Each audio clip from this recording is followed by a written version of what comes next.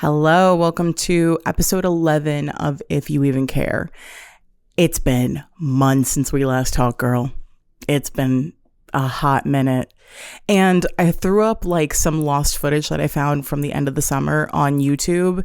And I'm pretty sure I started that episode saying the same thing, but that was the last time where I was kind of in the headspace to record. And I was coming out the other side of being really sick, which I remember I did talk about that because I had this whole Florida trip planned with my sister and I was so excited. And then I got the sickest I've ever been in my entire adult life. Like that shit was crazy. My body was ravaged. And then I got better, but I kept losing my voice on and off. So I kept I recorded that episode and I had just gotten my voice back. And then days after that, I'm pretty sure I lost it again. So I kept being okay, I can't record. I'm going to have to put that on pause. When I finally got it back and I was like, okay, I sound good. I sat down to record and I just froze. Nothing would come out. I was sitting here, everything set up, lights, camera, no fucking action because I can't talk because I'm just frozen staring at the camera. It's it took me so much building up to even do this in the first place, not podcasting in general, because I've actually been doing this for a long time. I think I started podcasting in 2018. So I'm not new to this. I'm true to this. I'm not saying you would have ever heard anything that I ever did, but I was out here podcasting for a long time. But I always had somebody next to me while I was doing it. So I always had that safety net. It was always somebody that I was comfortable with. At least one other person's in the room. So for me to be doing this alone took jumping so many mental hurdles to do it in the first place. So when I went weeks without doing it, it's I had to start over from square one. It sucked so bad. I'm the kind of person where exposure therapy is what works the best for me. Kind of getting myself to just do something and then being okay, I'm capable and that was not as bad as I thought. But I have to keep the ball rolling. And the second I drop the ball, it's gone. So the ball was dropped, nowhere to be found. And I kept setting up, sitting down, trying to record. And as it is, I already have to do cuts when I really would prefer not to. I'd rather it kind of be occasional cuts, but I'd rather not have to do it as much. I can't because there's all this sound outside. I live in the loudest apartment building on the loudest street in America. So it's just not realistic. But the way that I was fumbling for words, I kept losing my train of thought every other sentence. I would have had to cut it down so much that it just was not even usable. So I got 2 episodes where I actually got through the whole thing. And outside of that, it was me sitting up, setting up all my equipment, sitting here, and just nothing. There's so much footage in my camera of me just sitting here and giving literally nothing for minutes.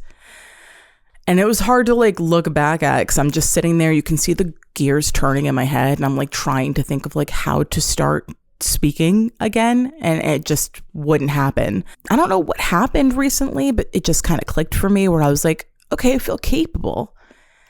And that also sucks because it's I'm already so mad at myself because it's so irrational to have all this anxiety, literally having a panic attack on camera because of I'm suddenly can't do something that I've done so many times already. And I would beat myself up about it. But then to wake up one day and be okay, I can do it now.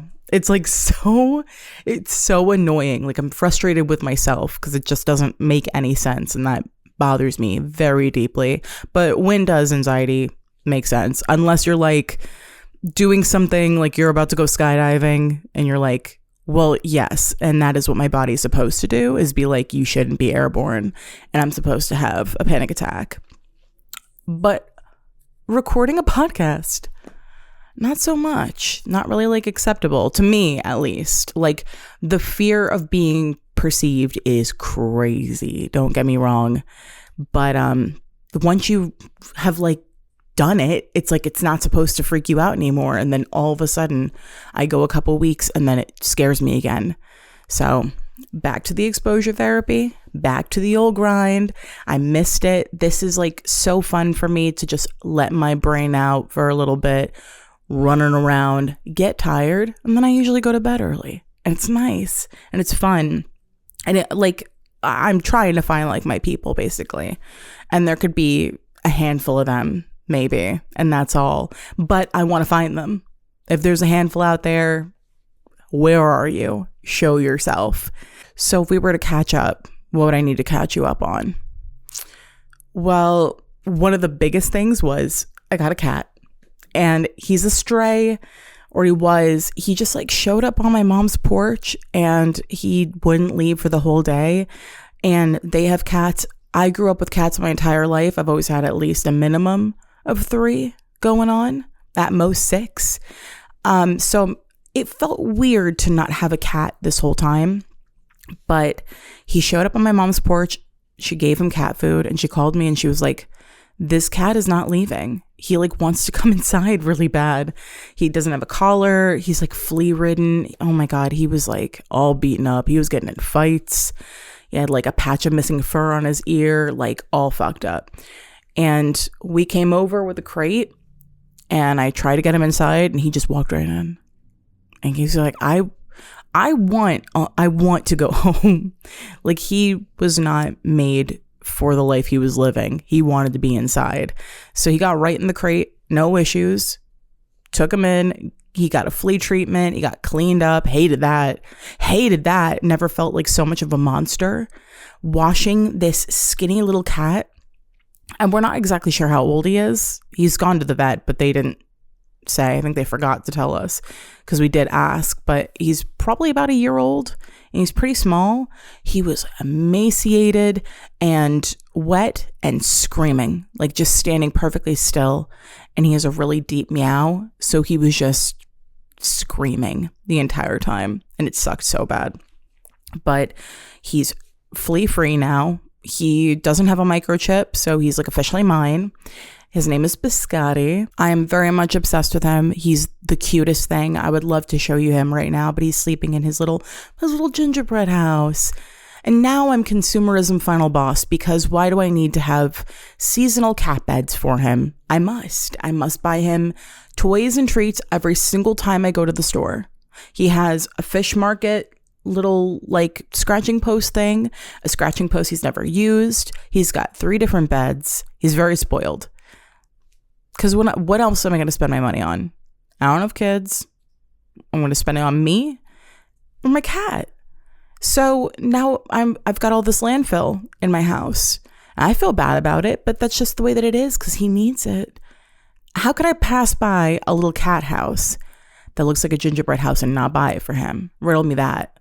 Not possible. Not happening. And is he grateful for it all? Not really, but I love him regardless. He's kind of a dick a little bit. And I kind of like that about him because I've never had a stray before. I've only ever had cats that like I've had them since they were born and like they grew up being a house cat. He's new to being a house cat. You could tell he's always wanted to be a house cat because he put up no fight to like, you know, come inside the house. And whenever we open the door, he's not running out. He doesn't go anywhere. So he likes where he is, but it's almost like he's just like, yeah, that's what you're supposed to do. And yes, it is. But he's not going to beg for treats. He won't do shit. He's just like, yeah, and I live here and I'm going to be the cat and you buy me things. And that's how this works. I'm sure there are other things that I should be updating you on, and I can't think of a single fucking one. I'm good. Hopefully you are. Let me know how you're doing. Oh, this summer, I didn't get to fully make up for the trip that I missed with my sister because being in Florida with my sister and having nonstop sister time for like 7 days straight, going to Disney, drinking around the world, doing the whole shebang, there's nothing that could fill that hole. So I did have my beach trip with her. I think that was the last thing. dude, the video that I uploaded, the like lost episode, I was watching it back and I was like, I will upload this, but I feel like I'm being very negative and I don't know what was going on because I was very happy. It was still summer. I had this trip coming up. I felt better finally. I don't know why I felt like I was coming off very negative, but I was talking about the fact that I was about to go to Wildwood with my sister, and I did, and it was so fun because it's always fun. It's just us fucking around basically for a couple of days and like acting like kids, and it's my favorite. We had a night where like I was under the impression that Wildwood was like a dry town for so long. Like there was no bars. There was like one bar that we went to the year before, and it was one of those like firefighter themed bars, but like it was leaning more on the Blue Lives Matter of it all. So not exactly our vibe, as you can imagine. And it was so bad, and the drink sucked, and we were just like, okay, not worth it. I'd rather just go back to the hotel, have a couple drinks, and then go fuck around the boardwalk. So we did. But we came across a cluster of bars which had been there the whole time, and somehow we just never figured it out. But it was like there was some kind of Irish thing going on, Irish Day, Irish Week, Irish Pride, something happening that was Irish. And they had like all this live music. It was like a whole block full of bars. And I was like, where the fuck has this been the whole time? Well, here. Where have we been the whole time, I guess. We went to the one, they had like a live band doing covers, and they were actually really good. It was like one of those half inside, half outside kind of bars. So cute, so fun. We were like, let's hang out here for a bit. This is nice. And then when the band left and they started playing music, they played nothing but nonstop dance pop hits from like the 2010s. Well, and they started off strong with Tongue-Tied. So picture this, if you will. Drunk with my sister in a cute outfit on a beautiful 85-degree night. And Tongue-Tied comes on. I'm dancing. I'm with my sister. I'm drunk. I'm in a cute outfit. And I'm dancing. And it was amazing. It was like the scene in an A24 movie right before everything goes to shit. It was gorgeous. Like, so fun. And then they played all this like Pitbull and like David Guetta and like everything that would remind you of like Jersey Shore, which is really what we're trying to encapsulate when we go to Wildwood, is we're trying to have like a Snooki Dina moment, like a meatball moment. And we did, because we danced for hours, and we go out dancing a lot, but it's never been like this. This was the most fun. No one else is really dancing, which is adding to it almost, because it's like an act of rebellion. Because we're like, why are you guys not dancing to David Guetta? What's happening here? They're all kind of just like sitting at the bar or sitting around. And this is a young crowd. I just didn't get it, but whatever. It's adding to it, because now it's really like shit was a movie. Like that really felt like, oh my God, I'm making a core memory right now. And then halfway through, like maybe like 2 hours in, another group comes over, like a group of girls and gays, and they join us. And whatever fun we're having, now it's through the roof. I can't even handle what's happening right now. It was so fun. The next day, my legs were numb.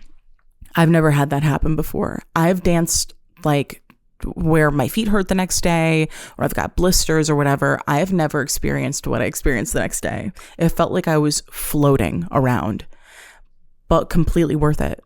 And if you were there, yes, you would have joined us, because I kind of get the vibe of like who would listen to this and get to about this point in the podcast. And I know you to some extent, and you would have joined us. Even if you weren't like dancing, you would have come over and you would have bobbed your head and you would have tapped your foot. I know it. It was so much fun. Oh my God. So didn't make up for Florida, but it was something. So we're going to have to make up for that trip this upcoming summer. And hopefully by that point, and this is me saying it out loud so that I'm holding myself accountable, I'm vlogging, because that's something that's been on the list for a long time. And it's another hurdle I'm going to have to jump. Like I'm going to have to do like a whole track to get myself to do that. But like, I'm excited for when it does happen. It just seems like so much fun, and that's what I like to watch. So if that's the content I enjoy, it's the content I want to put out there. So in the video that I put up the other day, I was talking about Love Island, which I think may have been over at that point. I can't remember. But and I also talked about The Summer I Turned Pretty. And hey, want to do like a word mukbang right now? I'm eating my words. I get it now. I fucking get it. Season 1 put me in a weird headspace with that show. Season 2, I warmed up a lot. Season 3, you've iced the cake. And now I get it. And it's clicked for me. I know why I was here, and I know what the payoff was. It totally changed my opinion of the show. So season 1 is terrifying.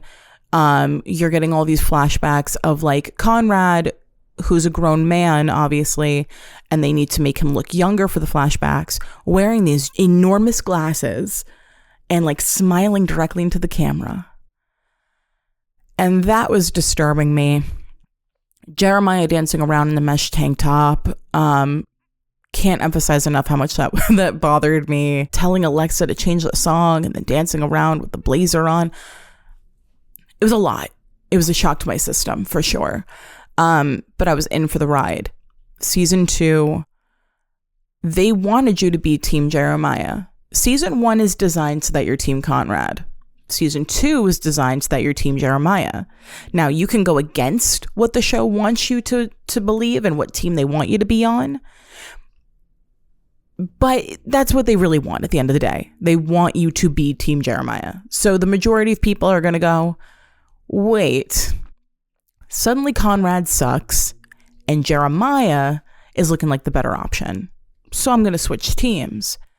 When I started watching, I was not on The Summer I Turned Pretty TikTok. I didn't see anything about it. I had like really no outside opinions. I had friends telling me to watch it. I'd heard a podcast, Two Idiot Girls, talking about it, but I would always skip over it whenever it would come up, or let it play, and it didn't like absorb because I didn't know anything about the show yet. So I have no idea what to think except for my own opinion and what the show wants me to think. I'm in for the ride. So I'm just going to let the show guide me. What team do you want me to be on? Okay, season 1 Conrad, season 2 Jeremiah. Okay. Then I'm Team Jeremiah season 2. I'm watching about like halfway through, and I finally start getting TikToks for the show. And I had no idea the kind of danger that I was in. And I am not even kidding. I'm getting like compilations of Jeremiah being cringy and like, you know, blue-eyed 1,000-yard stare and whatever.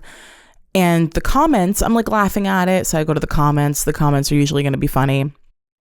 I had no idea how much Team Jeremiah was hated and how close I came to being stoned in the town square. I hadn't put the opinion of being Team Jeremiah anywhere, not online in any way, shape, or form. I hadn't even really told my friends yet that I was leaning towards Jeremiah in season 2. So I was observing. I'm seeing this as like, you know, I'm a wolf in sheep's clothing. I'm in the comments amongst, you know, Team Conrad, and I'm watching what they're doing to Team Jelly. They've got Drew Afwalo walking the fucking plank. They've got her sister Jason queued up right behind her. It's bad. I'm reading the comments and I'm gathering that if you are Team Jeremiah, you are, well, first of all, die. And that's number 1. And then also, you're a terrible person and you're a Republican, which I famously am not. So I'm thinking, well, I've been bamboozled then. I've been swindled. Do I know that Jeremiah's cringy? Yeah, but he's making Conrad look like why was I ever team Conrad, in season 2? And yes, I understand the grief, and yes, I understand all of it. I didn't know what I didn't know. Season 3, we get a lot more context. He's taking therapy seriously. He's becoming a better person. I thought it was like an Edward and Jacob kind of thing, where you could go either way. Edward and Jacob are like, you could have gone. There's pros and cons for both of them. This was not one of those situations, and I didn't know. And I'm going, well, I'm gonna switch over, because I'm personally not built for death threats. And if you think I'm exaggerating, I'm not. People were getting like crazy messages, or like straight up like, you need to die and I wish I was there to kill you kind of messages over being Team Jeremiah, which is nuts. Fictional white boy. And hey, what are we doing? What's going on? You're going to find people like that with a lot of fan bases, but I've never seen it quite like with The Summer I Turned Pretty. So I switched up real quick. I switched up for everybody I came up with. Jeremiah who? Thing of the past. Because I can't do that. And then I did end up being Team Conrad in season 3. Season 3, dress, the kissing up the stairs, the making out in the taxi. I didn't think I'd get into the show, and then not only do I get into the show, but I'm watching back scenes like, okay, and red circle around that, because I'm going to need to go back and watch this part, and that's going to have to be in slow motion. So I ended up being really into it. And it's still like, I want to go back and rewatch it when it gets closer to summer, because I think that's such a like background TV show. Like, you can just throw that on when you want things to feel like, okay, summer's coming. But I'm going to need all of the cancer storyline cut out completely still. I'm going to need that removed. And another show that I was pretty late to, but I ended up getting really into it, was Tell Me Lies. I just finished it like a week ago because I saw that another season was coming out, and people seemed so excited in the comments that I need to be in on it. I need to be in every conversation. I need to know what's happening at every table. Like, girl, Labubu, Dubai chocolate, whatever. But like, if it's a conversation, I need to be a part of it. I need to know what's happening. And I will Labubu and I will Dubai chocolate, because I want to. I want to see what's the hubbub about. I hate when people aren't curious about the hubbub. Be a little curious. You don't have to be into it, but at least see what it's about. So I watched it, binge watched it. It's a show about a bunch of kind of terrible people in college being terrible to each other, and they're friends, but also not really, and probably not the kinds of people that like you've ever been friends with, because most people haven't.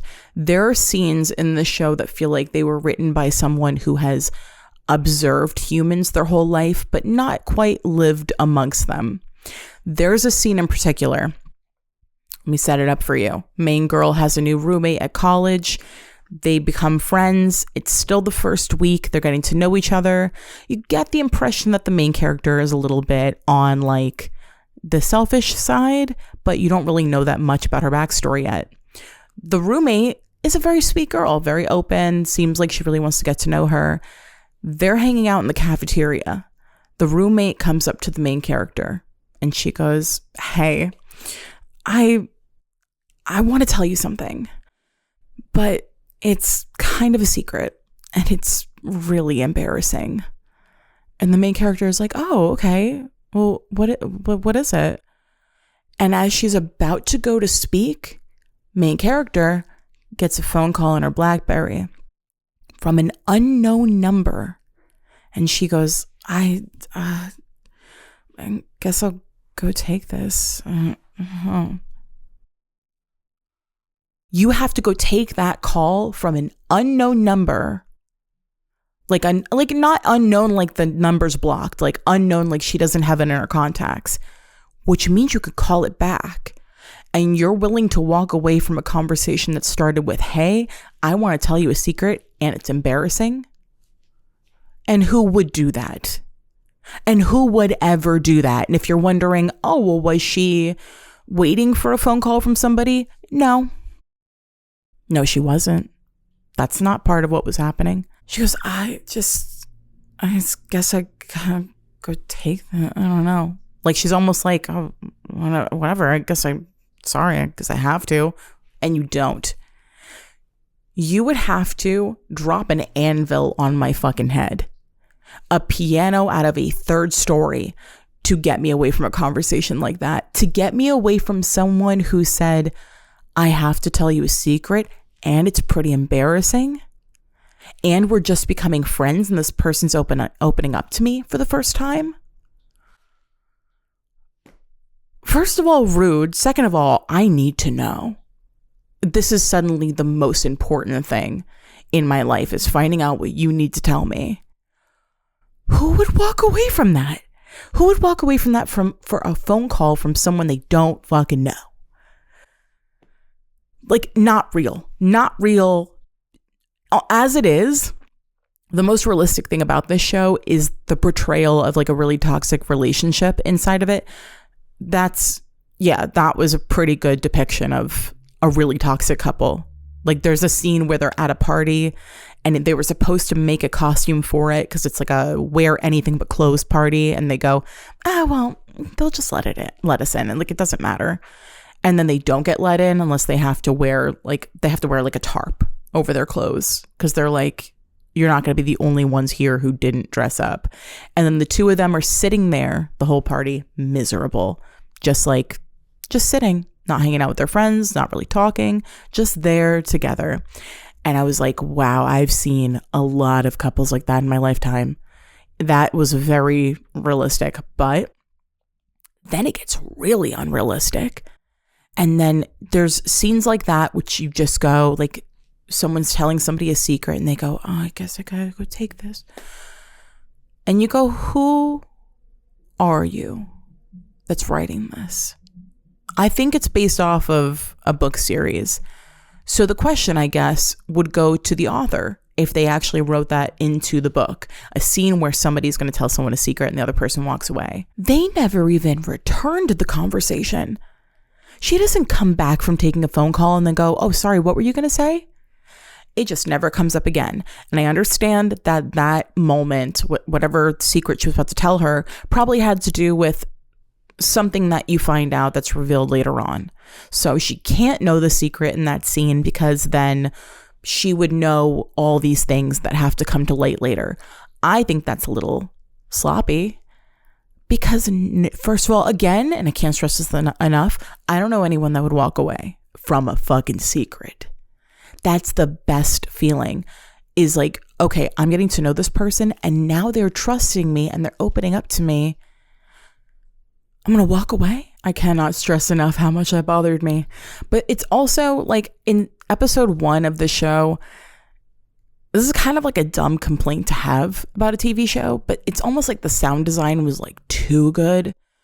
Like, she's picking up like a glass of water and drinking it, and it's like gulp, gulp, gulp. Like, you can hear every like drop running down her throat. She's rustling the covers, and it's the loudest thing you've ever heard. It's like every step is just clock, clock, clock. It was a lot. It was a lot. But then the drama's good.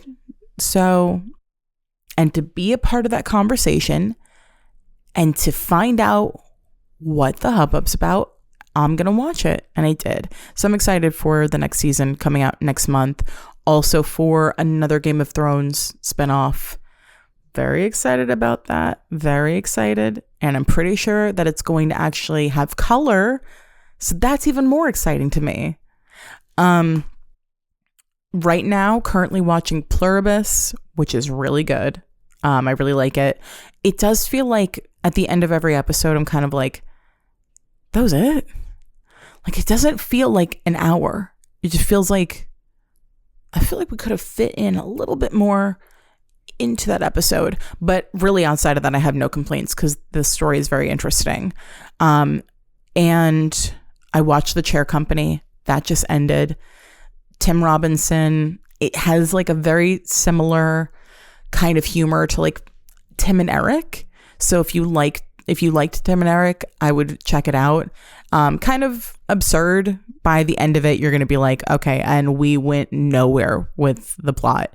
And we're like not really learning much, but you enjoy the journey. And that's really what that show's about, is the little bits, the little gags in between.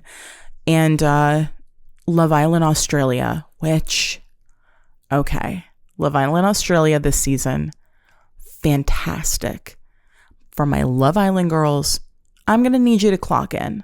You're going to want to clock in to Love Island Australia. There are several seasons that you should watch, but this most recent one, the one that's airing right now, 4 days a week, which who do I need to talk to about that? Step into my office. That's not okay. And that wasn't run by me. 4 days a week? Whatever.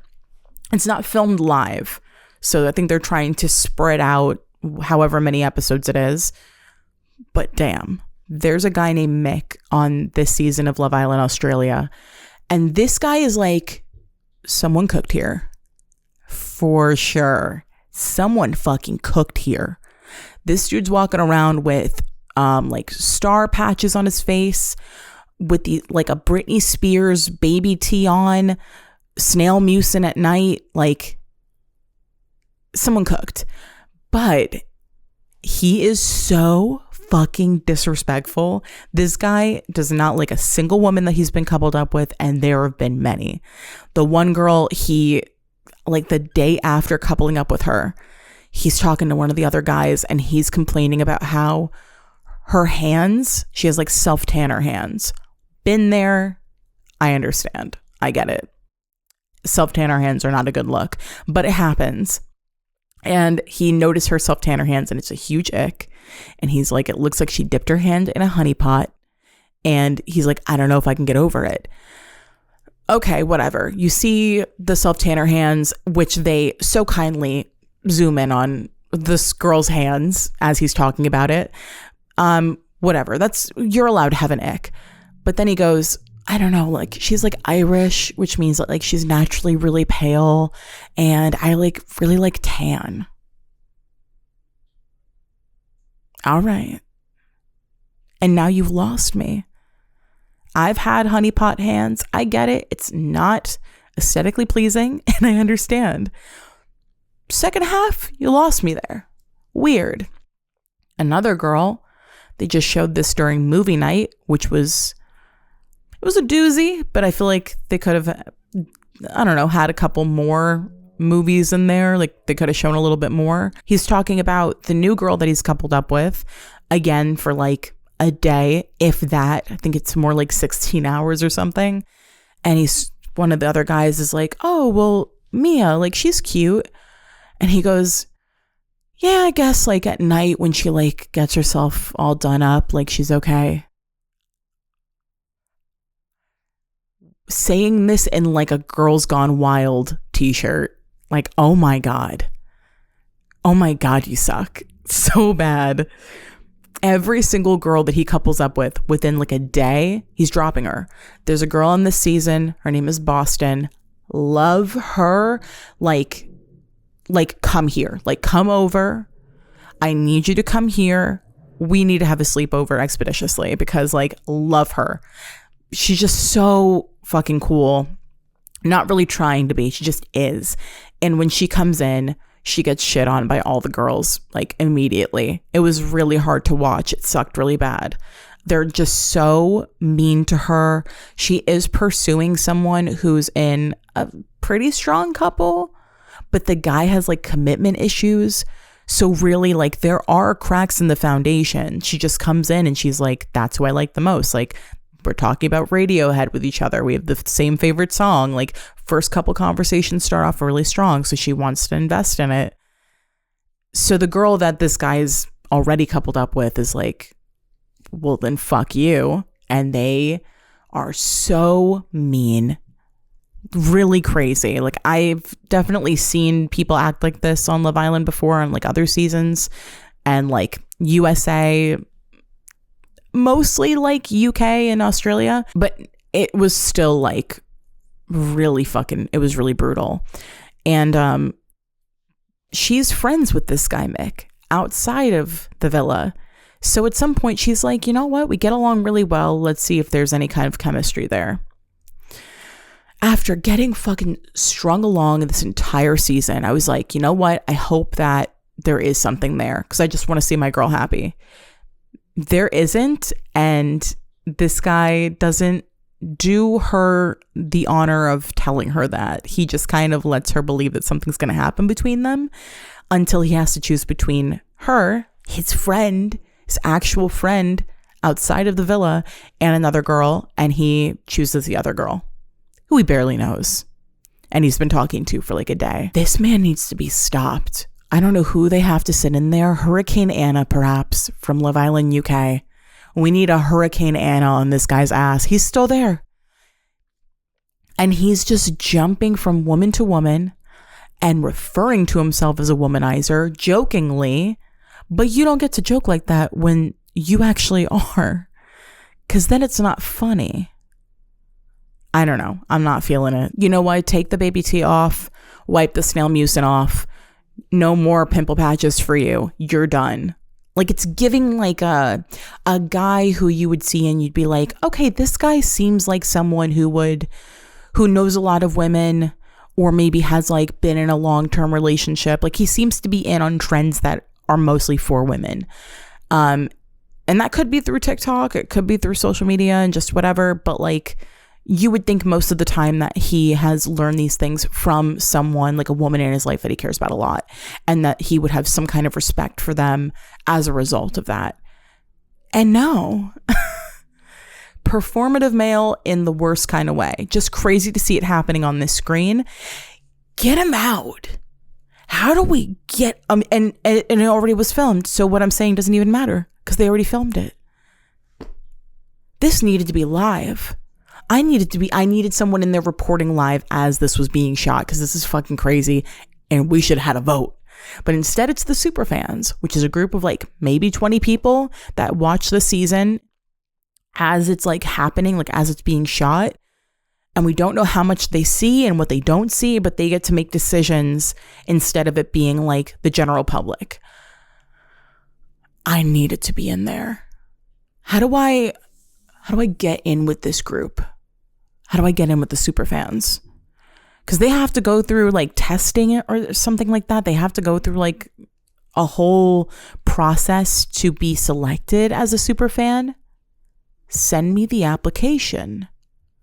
Do I need to be in Australia? And how quickly can I get on a flight? I needed to be a part of getting this man the fuck out of there. And also, I want his t-shirt collection. And I'm going to stretch it out with my boobs. Because fuck you. I also rewatched season 7 of Are You the One? If you like reality TV and you haven't watched this show, you are so in luck. And I envy you. You need to go and watch it. Season 7 specifically. There's also a season where everyone is... I want to say everyone is pan, so they're all kind of like, it could be anybody, like any pairing of people, which makes it so much more difficult than a regular season, but it is fantastic, like really, really good, like drama and friendship and whatever. But season 7, well, if you haven't seen the show before, the premise is 22 singles in a house, unlimited access to alcohol, and they're going to win $1 million split amongst all of them as long as they figure out who in that house is their perfect match. Determined by science. So, and they really kind of stick with that like science theme. Like they have matchup ceremonies once a week where they go and sit next to the person that they think is their perfect match. They watch these beams of light go up, and they're supposed to get all the beams of light to go up, and then they win the money. But at the matchup ceremony, they have to put their hands on a screen to lock in their match, and it scans their hand. And then there's something called the truth booth, which if they get to go on a date with another person, it's like randomly selected, then they can possibly be put in the truth booth by all the other housemates and find out if they are a perfect match or not. So they kind of get to, knock one off and like eliminate possibilities. And in the truth booth, there's a projector or something that scans them from head to toe. It makes it look like they are being scanned, like their DNA is being scanned to figure out if they're a perfect match. So, science is the science in the room with us.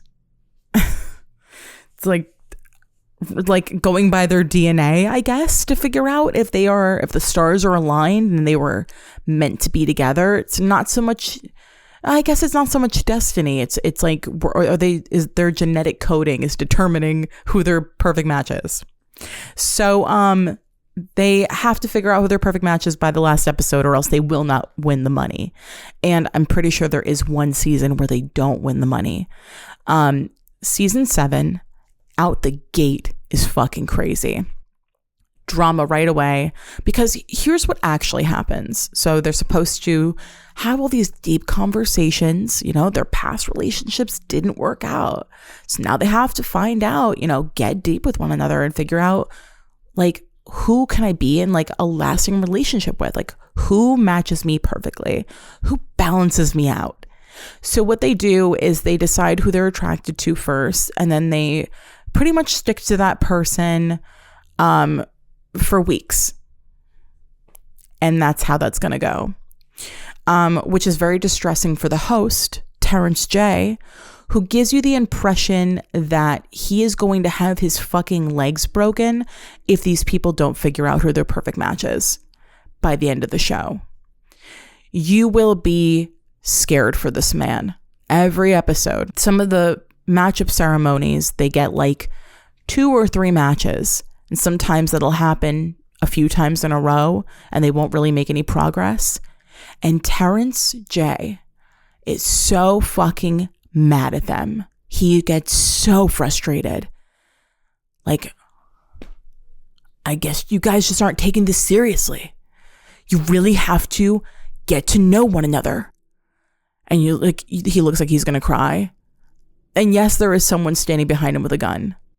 And you're so fucking scared of what's going to happen if they don't figure this out by the end. They're not going to win the money, but what's going to happen to Terrence J? At some point, they've been there for weeks. They realize, oh shit, we really aren't going to win the money at this point. Like, we are going to go home with nothing. And they decided they need to start having serious conversations with one another, really figure out who is their perfect match. And here's how those conversations go. I'm like really loyal and like, I love my family. And the other person will go, oh my God, wait, like, I love my family. Like, I have a family. And they'll be like, wait, yeah, because like, no, literally, like, I love my family. Like, that's my family. I'm being so serious right now.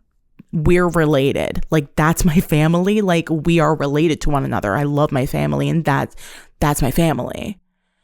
So then they'll be like, okay, well, if you're not my perfect match, I don't know who is. Where are you going to find those qualities in another person? Loyal, which a lot of them aren't, and loves their family. And they all kind of do that same thing with one another, which doesn't really help to narrow it down. So realistically, what you have to do at the end of the show is go, okay, this person's been in the truth booth with this person. These two can't be a match because they sat together during this ceremony, and they're going to have to do like some hard math, like sit down and do some calculations. So by the time of the last matchup ceremony, people are coming in and they're matching up and sitting next to people that they have barely spoken to the entire time they've been there. And you look over at Terrence J, and he's tied to several different horses who are going to run away from one another if these people don't get all the beams. And they do. They do because they've kind of done the math. Because if they don't, they're fucked. And it's such a relief because you get to see Terrence walk away intact. That show is insane. I go back and rewatch that season all the time. Another show that's really crazy that I've been rewatching clips of, because it's not the kind of show where you're going to watch, like sit down and watch the entire thing start to finish. It just, maybe some people have, I just think that you can skip over most of it. How far is tattoo far? A show where two people who fucking hate each other, but they're best friends or lovers, will come to New York to get a tattoo put on them designed by the other person who fucking hates them. And why would they let somebody who doesn't really like them put something permanent on their body? Well, to meet Snooki, of course. It's not really much of a reason besides that. You're not really going to get like a Bloom sponsorship out of going on How Far is Tattoo Far. And they also don't laser it off for you if you don't want to keep it. So it is really and truly permanently on their body. Basically, two people who are best friends. They've known each other since they were like kids. They go way back. They'll come meet Snooki and they'll design a tattoo, maybe of like a giant bucket full of cum. And then it'll have like their ex-boyfriend's face in it or something. The bucket will say something on it because they like to put words, and it'll say like whore or something like that. And there's a big reveal scene. That's really what you're going to watch, is the reveal. You don't really need to see the whole background because everything is going to come to light in the 5 minutes of the reveals. So they'll take their thing off and they'll reveal the tattoo, and it'll be a giant steaming bucket of cum. And Snooki will go, oh my God, like, I need a glass of wine. What the fuck is that? And they'll have the other person explain it. And they'll go, well, Snooki, basically, I fucking hate her and think she's a terrible person. She's a slut and she loves cum. Like, that's going to be basically what the inspiration behind the tattoo was. And then obviously the person who just got a bucket of cum tattooed on their inner thigh is going to be like, what the fuck? Like, what the fuck is wrong with you? Why would you do this? I don't understand. Something will come to light, something that this person could have told them the whole time. And they'll be like, well, I know that you stole my fucking lip gloss. And they'll be like, okay, I don't see how the punishment fits the crime, but that's the whole point of the show. And then knowing that they just tattooed something horrible and evil on the other person, the second person will do their reveal and it'll be something equally horrible and evil, like a picture of themselves being hit on the head with a giant hammer and they have a mouthful of piano teeth, and it'll say like slut. And they'll be like, what the fuck? Like, as if they didn't just do the exact same thing to the other person. They'll be like, what the fuck is this? Why would you do this to me? Sometimes they get physical. Sometimes they just yell at one another. Always, it's going to make little to no sense. And Snooki will be in shock. Every single time. It's going to freak her out a bit. And, or in some episodes, Justina Valentine, who to me is very, I don't think that you should talk like that way, baby. But they'll be shocked every single time, you know? And the second tattoo is always going to shock just as much as the first one, because that's pretty much what the show is. It's reveal of tattoo, soy face. And I love it. And I'll watch compilations all day long. There was one guy who had he was there with his ex, and she tattooed a dog on him, like a dog's ass, and the asshole was his belly button. And the dog is turned around and its face is the face of a hideous woman. She found out he cheated on her and fucked someone else on the couch, on all fours in doggy style. So, and she's like, yeah, and the bitch was ugly. So, and that's what you get. He's mad mostly because how do you cover that? Like, there was another guy who got sperm donor, like, tattooed right above his pubic region. Real big, real nasty. Like, with little sperm coming off of it with different facial expressions. It almost looks like graffiti. It's massive. And his immediate first thought is, well, how the fuck am I even going to cover that? You're going to have to get a censor bar. The same guy who got the sperm donor tattoo on the mother of his child got a chess pawn and then it says verses, and then it has a very detailed, or at least detailed for like the kinds of tattoos that are on the show, image of their daughter's face. And it says, know the difference.